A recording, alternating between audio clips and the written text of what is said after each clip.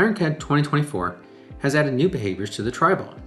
In this simple example, we want to position our cylinder with respect to our gray part.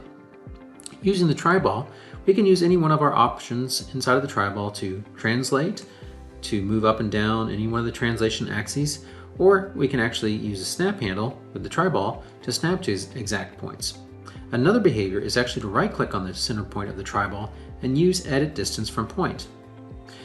When you use this option and refer to a face that's in the same direction as your axis that you have locked, you'll have a new option to create a dimensional constraint. For example, we can create a constraint that sets our cylinder 3 units from the end.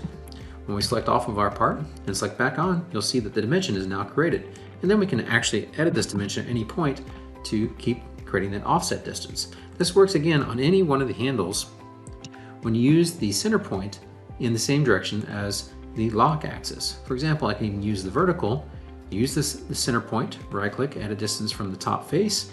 It's currently sitting at a value of 0, which is fine. I'm going to go ahead and lock that and set it a value as 1. It'll move it off the bottom face at a value of 1. And again, I can modify that to any value that I like at that point. So a very handy feature to create dimensions without actually having to use our Smart Dimension tools, selecting on faces that may not be visible to create reference locations. So a very nice feature in 2024 with the TriBall.